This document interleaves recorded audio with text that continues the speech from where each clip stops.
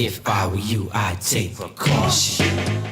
You guys go on this huge tour, and you come home, and you get issued a check for $1.87. Yeah. And I remember one day just looking around the house for whatever, like finding old video cameras to whatever it is I could take to the pawn shop or give to the dealer to get $50 worth or whatever. Ricky Bell just confirmed who ruined Bell Biv DeVoe. And it all started from the internal conflicts of New Edition days. That drama that saw Ralph Tresvant and Bobby Brown leave for their own solo aspirations spilled over into the new group. The honeys like it, right? From the beginning, BBD was seen as a side project, with the industry only giving them conditional support. This brought on pressure, the kind of pressure that got some members like Ricky spiraling into addiction. The day that I got out, I called my dealer. After 30 days of rehab, I called my dealer. You got it. What looked like a reinvention became breakdown, with the group's record label lacking direction. Although they managed to come back after a long time, things were never the same. Let's dive into it. It all started with a bunch of kids chasing big dreams.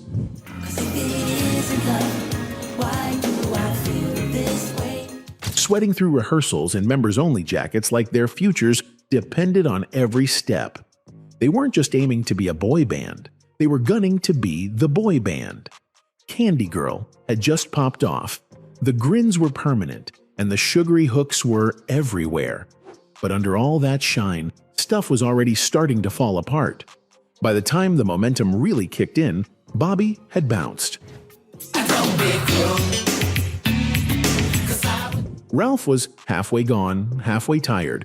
The money wasn't adding up, the contracts were looking funny, and egos were clashing harder than their stage outfits. Everyone was either plotting their escape or desperately trying to stay relevant. New Edition hadn't flatlined yet, but the energy was definitely off. And then, out of all that chaos, came something no one saw coming.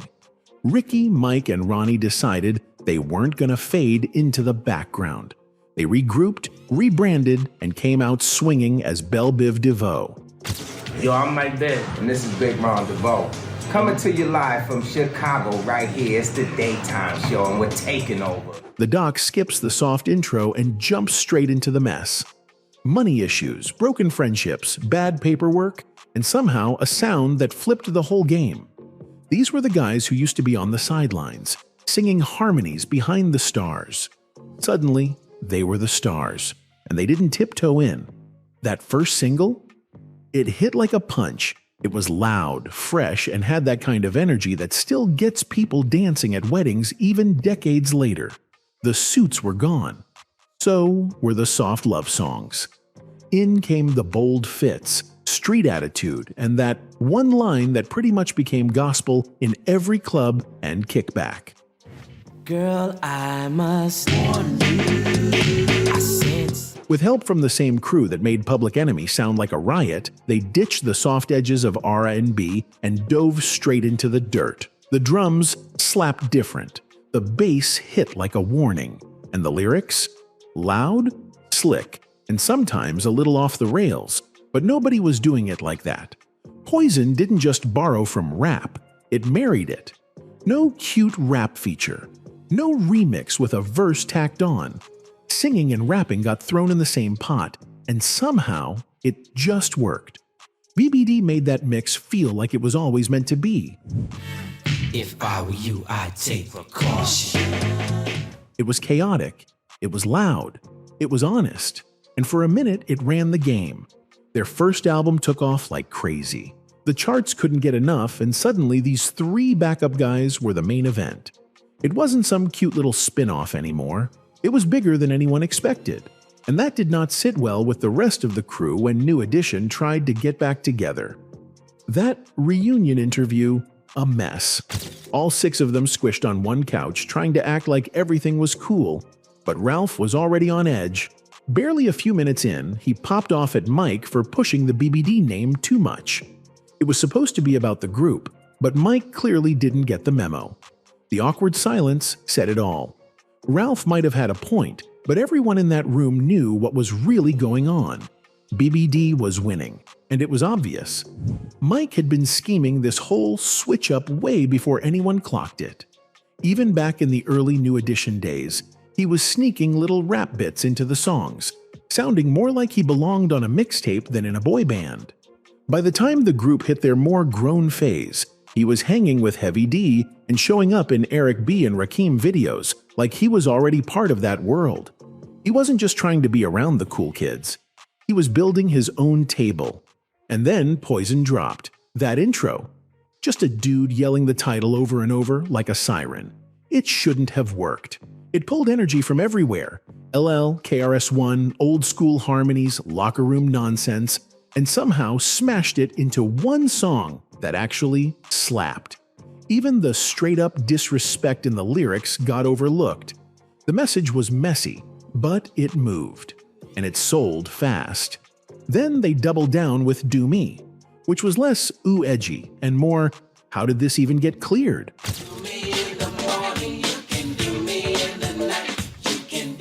Ron slid in with a verse that aged terribly. Mike dropped lines like he had no filter, and Ricky floated through the whole thing like it was just another slow jam. Radio tried to censor it, but people blasted it anyway. It became that song you'd hear at a party and pretend not to know the lyrics, while screaming every word. Kiss me, pretty baby.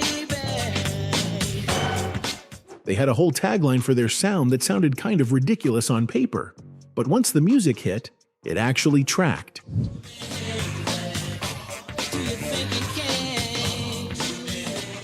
Ricky, Mike, and Ron tossed the whole New Edition starter pack out the window.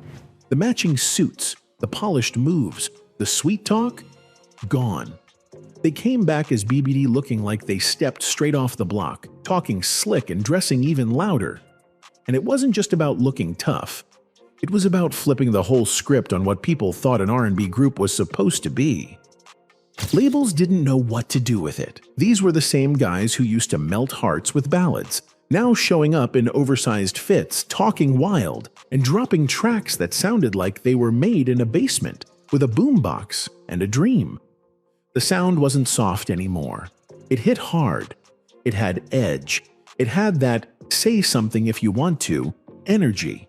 And it made people feel something different. But behind the scenes, not everyone was thrilled. Word was, Lewell from the label was stressing. He wanted them to go back to their slow jam era, supposedly kept pushing them to slide back into the love song lane, even had a few softer tracks lined up. Some of those made the album, but let's be honest, they felt like leftovers. Nobody was checking for them when the real heat was coming from the grittier, street-heavy stuff. Poison set the tone. Everything else had to catch up.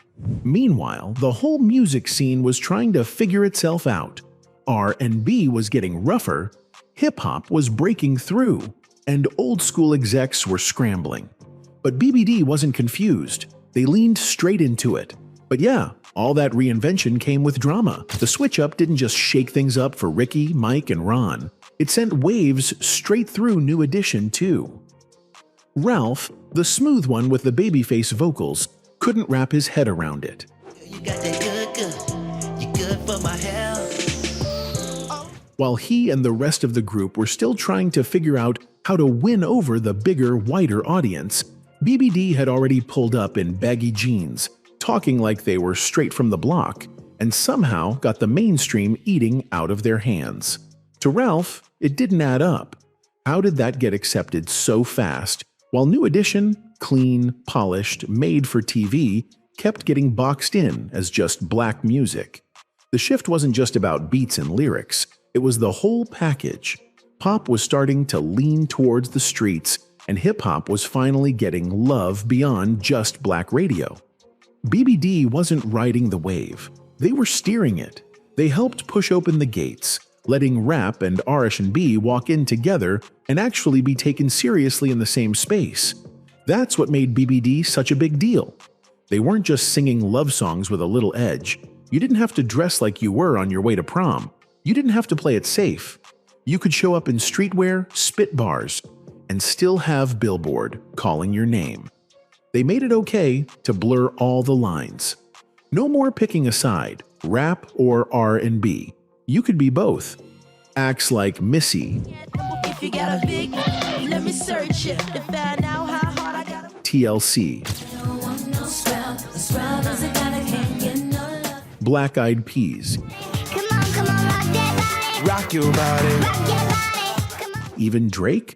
All of them pulled pieces from what BBD had already started. That whole genre doesn't matter if the song hits energy. BBD had already been doing it. Loud, messy, and unapologetic. For all the doors BBD kicked open, they also helped sneak in some stuff people weren't really talking about at the time. While everyone was caught up in the sound and the swagger, there was a darker layer underneath it all, especially when it came to how women were talked about. Songs like Do Me and I Thought It Was Me were wild, not just because they were explicit, but because they leaned into the whole party hard, say what you want energy that the industry started eating up. And yeah, the production was fire, but underneath those beats, a lot of lines that didn't age well. Thing is, people let it slide. The music went hard, the hooks were catchy, and the energy was fun. So no one really stopped to ask what was being said or who it was affecting. It was easy to dance through it and easier to pretend it wasn't that deep. But looking back, that wasn't just them telling their story. It was the start of a trend. One where turning women into props in a song became part of the formula. BBD's whole brand helped build a new kind of cool, but it also helped set a tone for what sold. And a big part of what sold? That idea got locked into the culture, and suddenly everything had to be louder, wilder, and more graphic just to get attention. Their little catchphrase about mixing rap, R&B, and pop sounded cute on paper, but the more it worked, the more the industry ran with it, no matter what it meant underneath. What they built changed the game, no doubt. But some of what came with it, not so easy to dance around. If I were you, I'd take precaution. Poison was a full takeover. You couldn't step into a club, house party, or even someone's living room without hearing it. It wasn't just a sound, it was the moment. Every track hit like a memory in the making. Late nights, loud speakers, but the glow-up came with baggage. That kind of breakout success, it creates this pressure. Fans wanted more. Labels wanted bigger. Everyone expected another Poison, another anthem that would take over every cookout and dance floor. So the guys dropped Hootie Mac, hoping to ride the same wave. But this time, the wave didn't carry them.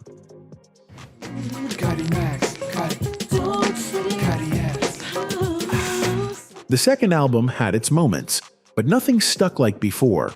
The tracks didn't slap the same way. The hooks weren't as addictive. It felt like they were trying to recreate lightning in a bottle instead of just letting it flow.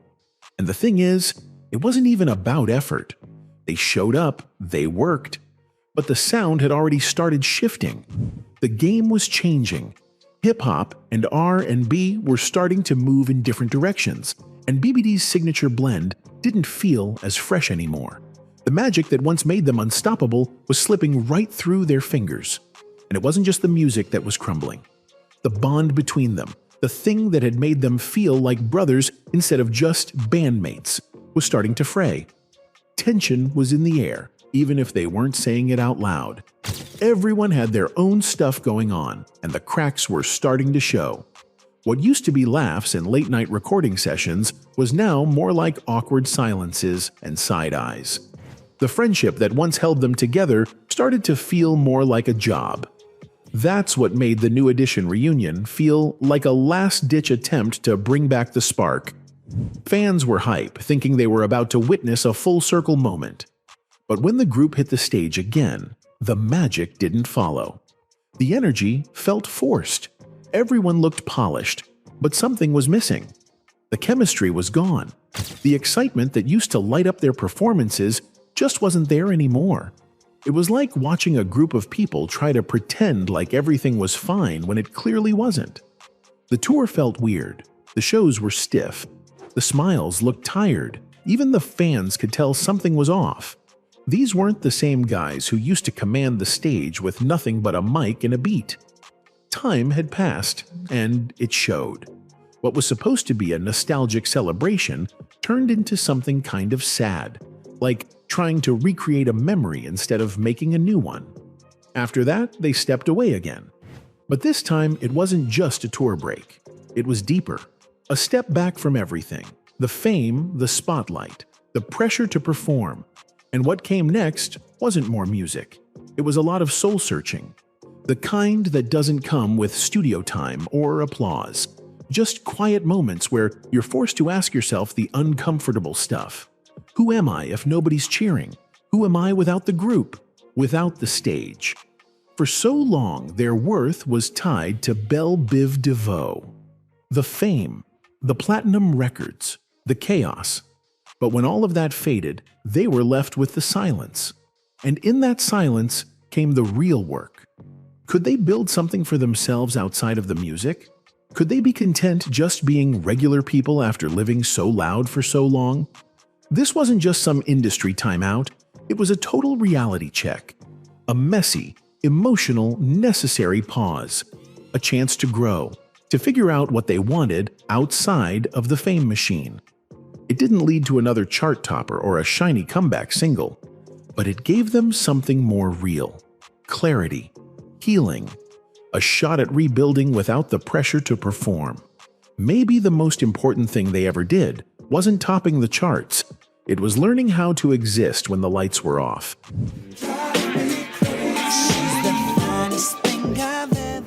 Ricky's battle snuck in after the Home Again tour should have been a win, but everything about it was chaos.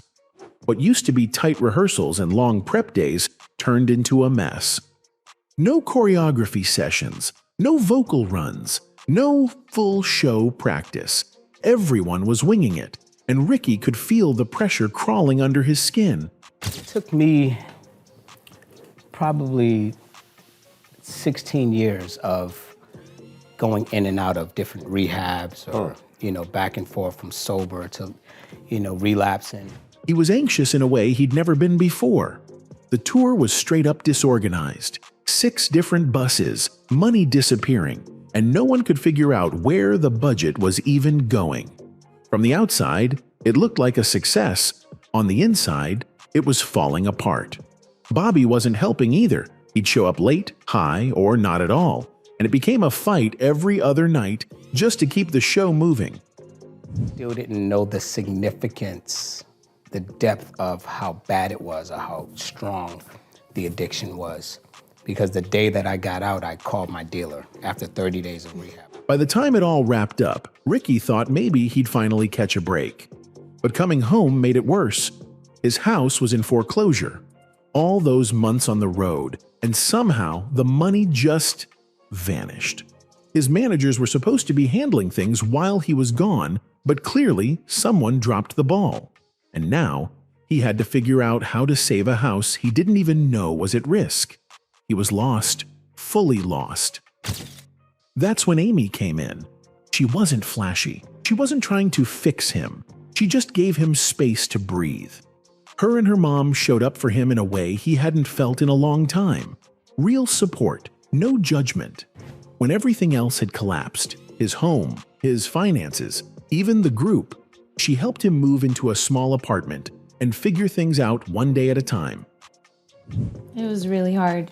I mean, as difficult and painful that you would think or imagine, it was all of that because it's someone you love, and when you put drugs in the picture, at any point in time, he can go to jail, he could get hurt, and he could die. So the cars were gone, the checks had stopped, New Edition wasn't active, nobody was calling, and Ricky was just sitting in that silence trying to figure out who he was now that the fame had faded and the chaos had caught up. Ricky hit a real low, and that's when ecstasy first showed up. He and Amy were dating by then, still trying to act like everything was fine. Going out, hitting clubs, trying to keep the fun going, even when everything else was falling apart. One of Amy's friends brought up the pill, and Ricky, wanting to keep up the energy, said, why not? That first high? Unreal. It was the first time he'd touched anything stronger than weed or alcohol, and it had him floating. From that night on, ecstasy became their thing. They'd roll out, party, pop a pill, rinse, repeat. At first, it felt harmless, just a way to escape, keep the good times rolling. But slowly, Ricky started using without Amy. That's when things shifted. It stopped being social. It started being something else entirely.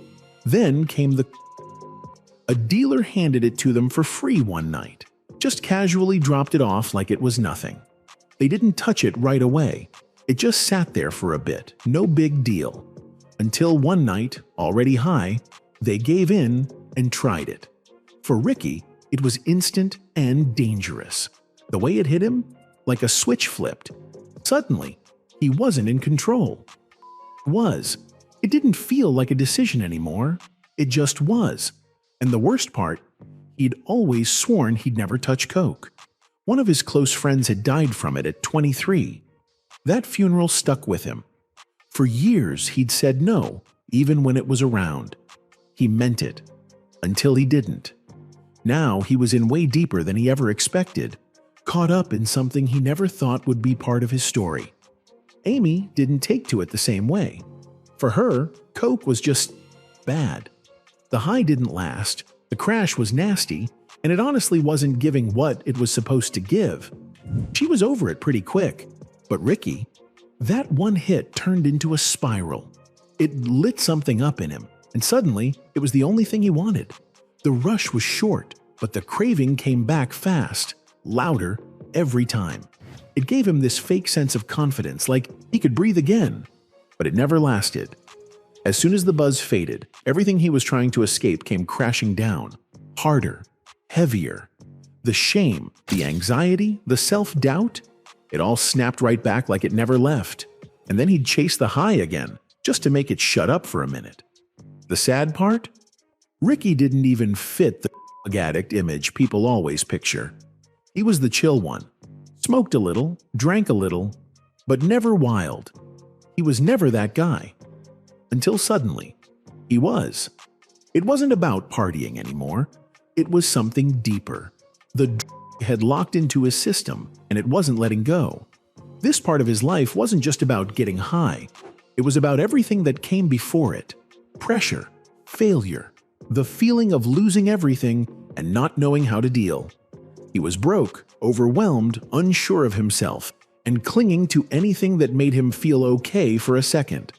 What started with stress turned into a full-on fight just to stay alive.